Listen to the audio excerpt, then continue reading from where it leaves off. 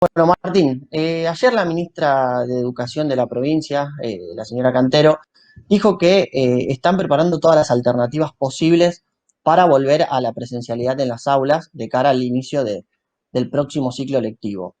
Dijo que a mediados de febrero van a regresar con algunos grupos específicos, lo que sería para los chicos de séptimo grado y los últimos años de secundaria y escuela técnica, y que prevé que el 15 de marzo ya se pueda retomar con normalidad el ciclo lectivo. ¿Cómo ven ustedes estas medidas y creen que es posible ya retornar con la presencialidad a las aulas?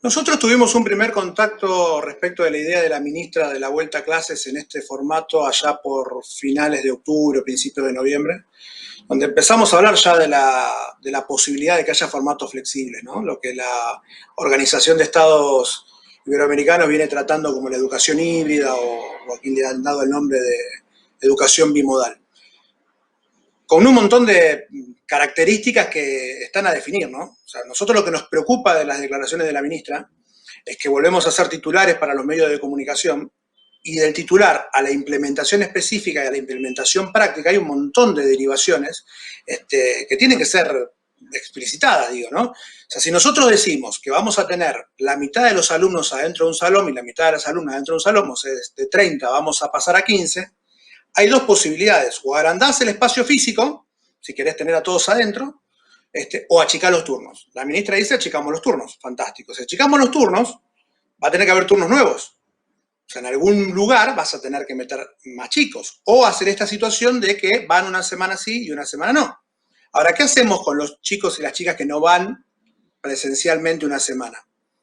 ¿Quién se va a hacer cargo de darles el material, de hacer las tutorías para que puedan llevar adelante su tarea? Ahí nuevamente vamos a volver a recaer en las familias. Y eso genera muchísimo malestar hacia los papás si no se lo explicamos bien antes.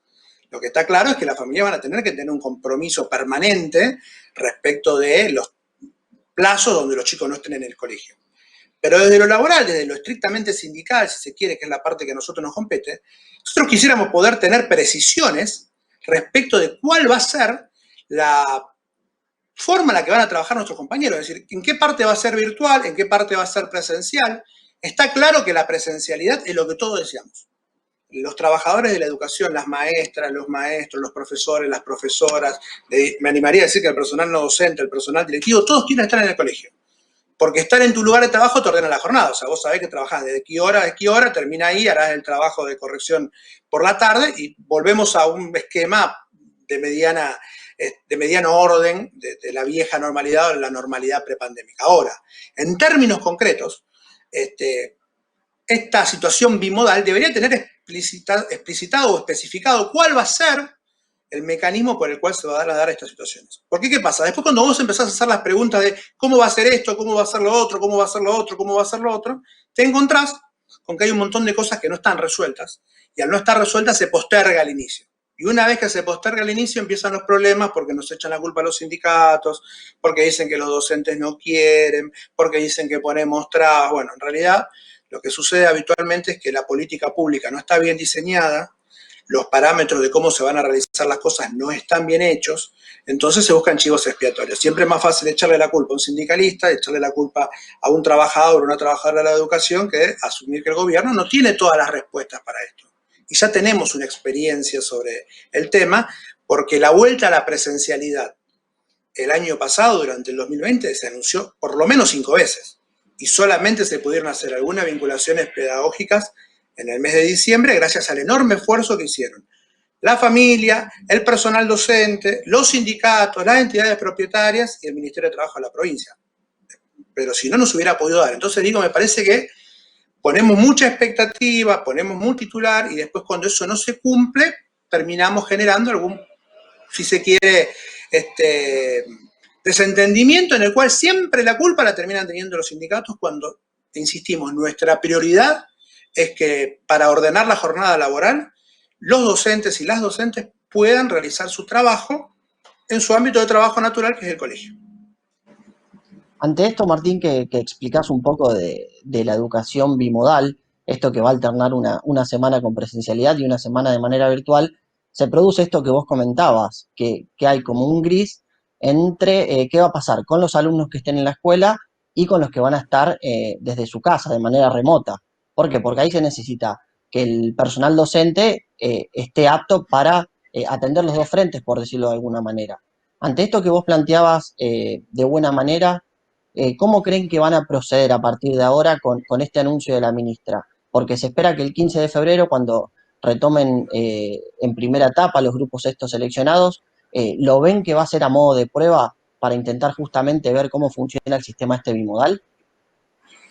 Mira, nosotros entendemos que deberíamos discutirlo antes, ¿no? Hay una paritaria convocada para el 5 de febrero, entiendo que la voluntad del ministerio será discutirlo ahí. Ahora, eso requiere también un gran trabajo de consenso social. Es esencial que las familias lo entiendan y también estén de acuerdo. Porque si no generamos otro nuevo problema, incorporamos un actor que es la familia, que tiene que asumir un montón de responsabilidades y a veces te encontrás con que la familia te dice, mira, no sabemos, no podemos, no estamos. En el medio de eso, ya el solo hecho de que te digan que una semana los chicos y las chicas van a estar en el colegio, una semana va a estar en casa, ya te está alterando la organización familiar también, porque los papás, las mamás tienen que ir a trabajar. O sea, en algún lugar tienen que tener contenidos a sus niños, ¿no? Entonces, y sus niñas. Entonces, ahí me parece que hay una situación que hay que valorar. Y lo segundo, me parece que es fundamental, es que tenemos que entender que si vamos a una nueva forma de entender la escuela, se requieren tiempos y se requieren plazos. Esto no quiere decir que no vaya a haber clases de acá hasta que no se reforme todo el sistema educativo. Lo que sí quiere decir es que cualquier reforma educativa que en el mundo haya sido exitosa ha requerido de tiempos, de programas, de planificaciones y la participación de todos los actores del sistema, especialmente del magisterio. O sea, no se puede hacer una reforma sin el magisterio. ¿Por qué lo digo esto? Porque claramente, si vamos a una actividad bimodal, también hay que formar al personal docente. Es inevitable que esto pase así. Y creo que va a ser inevitable también que incorporemos competencias, o sea, haya cambio de currículum, haya cambio de los programas de estudio, por llamarlo de alguna manera, respecto de nuestros niños y nuestras niñas. La irrupción de lo virtual va a imponer una competencia, digamos, o va a requerir de los alumnos y de las alumnas competencias y habilidades que antes quizás no eran demandadas de manera permanente, ¿no? El tema de poder hacer una teleconferencia, el tema de poder manejarse con plataformas, el tema de poder manejarse libremente en las actividades no presenciales, digamos, o sea, los trabajos van a exigir eso. Entonces eso vamos a tener que enseñárselo a la escuela también, ¿no? Me pregunto, ¿cómo le explicamos a un adolescente o a un niño de 9, 10 años o a uno de 15 que ahora la clase de computación vamos a tener que levantarnos todos del salón y ir a una sala donde está lleno de computadoras cuando estuvieron un año educándose por la computadora de la casa? Muchos los que tuvieron la oportunidad. Eso va a ser difícil de explicar, porque nos va a cambiar el Sí, sujeto Martín, y con el que esto estamos. que totalmente, y es disruptivo, como mencionás, para el propio sistema educativo, en donde se demanda que tanto desde la parte del ministerio como desde el sector docente y el rol fundamental que juegan las familias en esto, porque puede pasar de los dos lados de la vereda, en donde tanto el docente no tenga el acceso o la capacitación necesaria para desempeñar la modalidad virtual por una cuestión lógica, porque ya se desarrolló durante un año y donde no en todos casos tienen acceso a poder hacerlo y eso se ve mucho también reflejado del lado de los alumnos y de las familias, en donde a veces con esto que vos mencionabas hace un ratito, de que si las cosas no se explican de manera clara, empieza este tironeo y esta tensión que se termina produciendo principalmente entre las familias y los propios docentes, que son un poco los que están en el ojo de la tormenta. No, sin dudas. Y además se dan situaciones que son lógicas. Creo que le pasa a cualquier trabajadora, los papás esto lo van a entender. A veces decimos, la culpa es del banco, pero ¿con quién se enojan? Con el cajero o la cajera del banco. Bueno, acá, si se me permite una analogía, la cara de la escuela son la maestra, es el maestro, el profesor, la profesora. Entonces, cuando pasa algo en el sistema educativo, nos enojamos con el profesor y la profesora antes que con la ministra de Educación, el ministro de Educación de turno, o con los gobiernos. Pero la realidad es que es cierto que no estábamos preparados o capacitados o no todos de la misma manera para enfrentar un año como el que enfrentamos. Bueno, ahora ya tuvimos la experiencia. La realidad nos indica, nos sugiere de que vamos a tener que trabajar con modalidades distintas. Y en esto yo quiero ser claro, la docencia no es reticente a hacerlo. Nosotros entendemos que la presencialidad es irreemplazable. Ahora, la virtualidad va a ser inevitable, o sea, en algún contexto vamos a tener que trabajar con la virtualidad. Para eso se requiere un montón de trabajo, un montón de esfuerzo y se requieren un montón de herramientas. Esas herramientas las tienen que otorgar o propiciar el Estado, ¿no? No solamente a través de la formación, sino a través del elemento tecnológico concreto con el cual se va a trabajar. Y me parece que en ese sentido se instaló mucho la discusión de presencialidad sí, presencialidad no, cuando lo que debería estar discutiéndose es una cuestión más de política pública, ¿no? Es decir, ¿cómo vamos a dar clases en el futuro, digamos? ¿Qué tipo de presencialidad, qué tipo de virtualidad, con qué cantidad de alumnos, cómo van a aprender esos niños, esas niñas, cómo las vamos a evaluar, cómo vamos a acompañar el proceso mientras no estén en el aula y cómo vamos a acompañar el proceso mientras estén en el aula? Parece que ese tipo de cosas va mucho más allá de la presencialidad sí, la presencialidad no, que insisto, para todos y para todas las personas que integran el cuerpo docente de la provincia de Santa Fe, me animo a decir que en la República Argentina, es mucho más ordenado y mucho más cómodo poder hacerlo en la presencialidad. O sea, la gente quiere ir a la escuela. O sea, esto de que se instala de que los docentes son quienes obturan de alguna manera o evitan la vuelta a las clases presenciales no es real. A nosotros nos simplifica la vida estar en la escuela porque te ordena la jornada, no solamente la jornada laboral, sino la jornada de vida familiar, organiza tu vida. Ahora, la realidad es que es medio aventurado poner el titular y después explicar cómo se va a hacer. Porque la Bien. experiencia no indica que cada vez que hemos hecho eso, se ha postergado. Y la culpa termina siempre recayendo sobre la docencia, que de última son quienes más han puesto el hombro en este tema y quienes reciben muchas veces los cachetazos. Y ante este panorama que planteás, el otro que salió a hablar fue el propio ministro de Nación, Trota, que dijo también que de cierta manera como que está instando y dijo que, bueno, los 24 distritos de la Nación están preparados para volver a la presencialidad.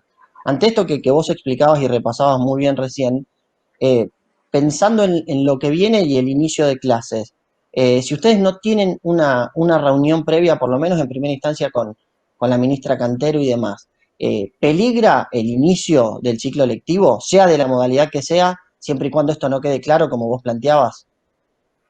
Mira, no se va a dar este año esa situación porque la paritaria está planificada para el 5 de febrero y los primeros alumnos y alumnas estarían volviendo el 17, digamos, ¿no? O sea, a diferencia de años anteriores, ahora hay una fecha paritaria que se sabe y va a ser previa al inicio.